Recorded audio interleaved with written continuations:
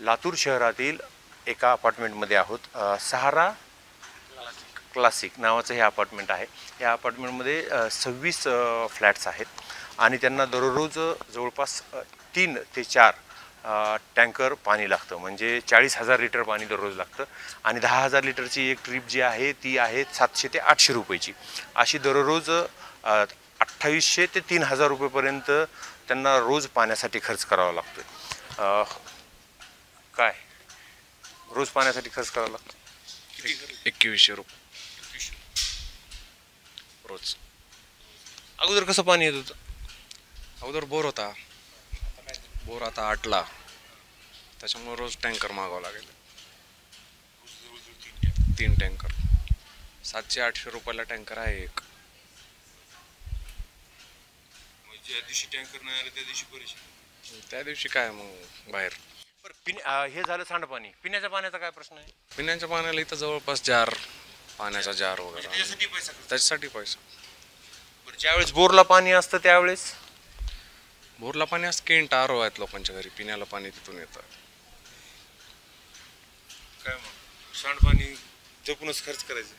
हो, सगळंच पाणी जपून खर्च करावं लागतं. आता ही उन्हाळ्यातली परिस्थिती झाली, पावसाळ्यात तशी नाही आहे. पावसाळ्यात पण इकडं जास्त मराठवाड्यात पाऊस नसतो, त्याच्यामुळं तेवढं काही नाही प्रॉब्लेम पावसाळ्यात. उन्हाळ्यात जास्तच असतं. उन्हाळ्यात जास्तच असतं.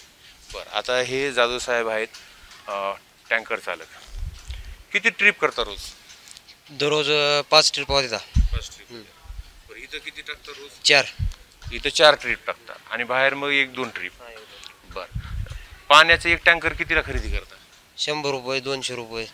100 रुपये, 200 रुपये. आणि इकडं आणून कितीला टाकता? 700 रुपये. 700 रुपये. तुमची मजुरी आणि डिझेल. हां. असं लातूर शहरामध्ये किती ट्रॅक्टर आहेत, किती छोटे वाहनं आहेत पाण्याचा व्यवसाय करतात? पाण्याचे जवळपास 50 असतील, मोठे ट्रॅक्टर 100 असतील. 100. म्हणजे जवळपास ह्या भागातली. हां. आता शहरातल्या प्रत्येक भागात किती आहेत?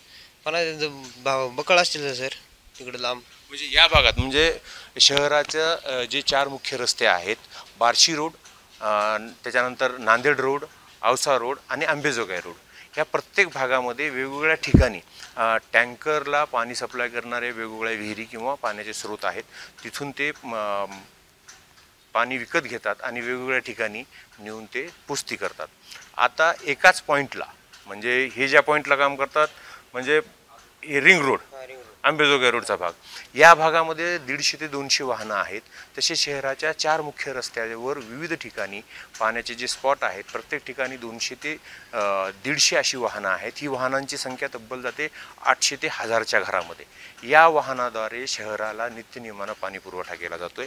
आता एकाच इमारतीचं जर उदाहरण घेतलं तर महिन्याला इथे 1 लाख रुपये हे सांडपाण्याच्या पाण्यासाठी खर्च होतोय आणि त्याचबरोबर पिण्याच्या पाण्यासाठी जो खर्च होतोय तो वेगळाच.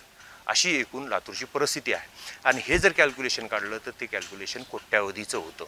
दररोजची उलाढाल ही एका ठिकाणची जर लाखात असेल तर संपूर्ण शहराचा जर विषय केला तर तो कोट्यावधीचा आहे.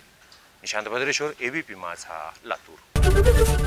एबीपी माझा, उघडा डोळे बघा नीट.